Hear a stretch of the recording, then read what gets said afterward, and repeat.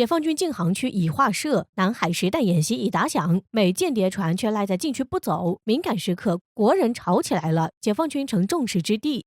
根据近日中国大陆海事部门发布的消息，解放军在海南岛东侧划设了一个面积约为2个台岛大小的实弹演习区。而从时间上来看，这场军演目前已经打响，8月6号至10号，解放军演习海域将会从海南岛东南沿海延伸，覆盖大部分西沙群岛海域。在此背景下，却有相关消息指出，美军海洋监测船胜利号正在解放军所划设的禁航区航行，且距离海南岛的亚龙湾非常近，明知道该区域要进行实弹演习，美军船只还赖着不走，是铁了心要挑衅我国到底。派间谍船来南海，美军目的显然不单纯。值得一提，美军胜利号装备了极为先进的声纳系统，能够对所在的海域进行针对潜艇的各种探测行动。间谍船也可以称之为检测船，能在进行探测行动的同时收集相关的水文数据。顺着这个角度来看，此次胜利号在演习禁区停留，很可能是将目光锁定在了解放军的核动力潜艇上。当然，或许很多人会疑惑，为什么美军不派出反潜机来展开这一项作业？其实，由于台风的影响，导致美军部署在第一岛链的军事基地的大量反潜机根本无法穿越巴士海峡进入到南海，所以只能派出间谍船。但话说回来，无论此次美军派出间谍船的目的是否如我们分析的那样，在解放军演习之际还是在禁区内继续巡航的，无疑是非常危险的。这段时间以来，美军频繁派出军舰军机来南海搞事情，虽说前往禁区区域展开军事活动的行为美军也不是没干过，但是这一次国人却吵起来了。要知道，自美军针对中国展开一系列挑衅举动后，解放军多次以实弹演习予以回击，这一次也并不例外。可在明知道要演习还不将我军划设的禁区当回事儿，一度引起国人的怒火。对此，就有不少国人表示，反正解放军军演均为实弹进行，当域外军事力量进驻，自然也就很容易引发军事误判，不如干脆误击一次。再者，中国方面早就明确警告过，演习期间任何船只以及飞行器都不准进入，否则后果自负。就算是解放军故意误判进行了开火，也属于正当防卫。由此可见，面对美军咄咄逼人、变本加厉的行为，我国人已经怒了。现如今吵着让解放军做好误击的准备，至此我军怎么都没想到有一天会被自己人逼至墙角。不过换个角度来看，解放军也是时候送上大礼了。只有让美国内部彻底敲响丧钟，知道闯下大祸的后果是死路一条，美军才会害怕，不敢再来挑衅。毕竟对于美国这样吃硬不吃软的国家，唯有重拳出击才是最好的办法。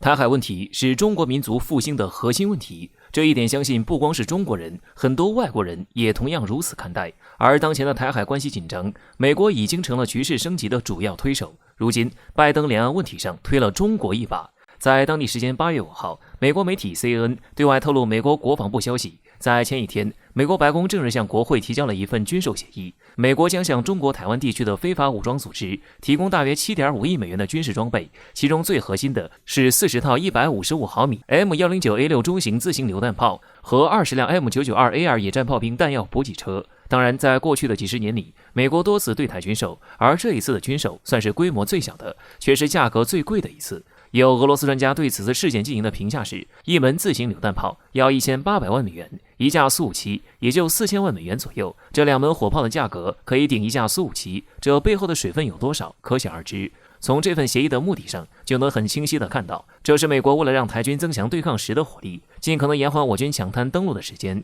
尽可能多地对我军造成伤亡，以达到削弱我国军事力量的目的。当然，想要用这40门自行火炮就想要阻挡我军抢滩登陆，这自然是痴人说梦。但是要注意的是，这背后所蕴含的政治意义却十分重要。首先，拜登对台军售以后，就是台当局献媚式的感谢词，这既是拜登讨好了国内的军工企业，也是在检查一下手里的狗链子是不是还有用，还能用。其次，这也是拜登想用这种方式提醒我国，美国依旧在台湾问题上能说上话，也准备说上话。这表面上是军售，背后更是一种示威。其三，这是典型的把台湾架在火上烤。一面是我军厉兵秣马，在台海地区大规模军事演习，当局更是多次警告台湾不要挟洋自重，以武拒统。另一方面，在这个时间点上，美国却要台湾接受军售，以武谋独，这就相当于直接把台湾推到绝路上。大陆是不可能坐视不理，让统一的路径也就只剩下一条。从这个角度来说，也是美国急迫的希望中国尽快开战，损耗国力。我国目前面对如何解决台海问题，在此前经常性是一道艰难的选择题：是彻底放手攻击，或有限度的摧毁对方有生力量，尽可能不破坏台湾本地建筑群和经济环境。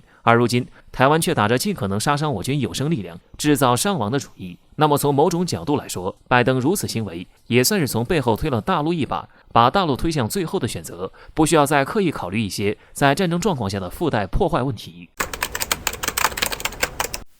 台海问题已经成为美国对华的主要战略。伴随着中美关系的恶化，台海问题也快速升级。在最近，伴随着美国对台天价军售，却有消息称台湾痛失20架苏57，引发了不少人的关注。事情的起因还要从拜登执政期间首次对台军售说起。在8月4号，美国白宫向国会提出申请，要求批准一份对台军售计划。该计划预估将向我国台湾地区的非法武装提供7.5亿美元的装备，最主要的就是40辆 M109A6 中型自行火炮。而这份军售的消息一经传播，很快吸引了很多军事专家和军迷的注意。不是别的，实在是太贵了。俄罗斯导弹与炮兵学院院士康斯坦丁·西夫科夫在接受采访时，被问到这一次美国对台军售，就大笑不止，声称自己很眼红。原因很简单，美军出售给台湾的这些 M109A6 自行火炮都是上个世纪的古老型号，有着30多年的历史，而美国给出的价格居然高达1850万美元，这是一个什么概念呢？我们来对比一下。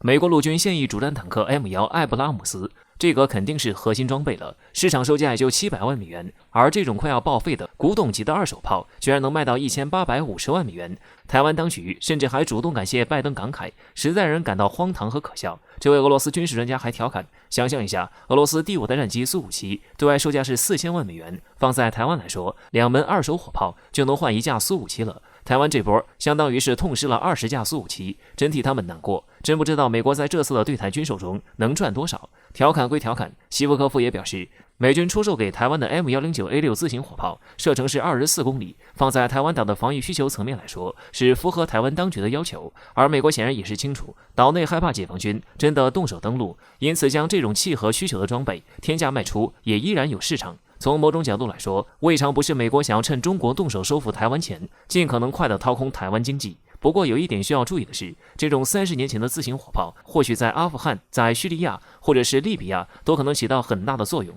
但它的对手是一个军事现代化已经完成、具备先进技术辅助、全球前3强的解放军。对于解放军来说，可能这40辆自行火炮，顶多就是需要额外消费一些火箭弹，仅此而已，甚至从时间上来说，都耽误不了几分钟。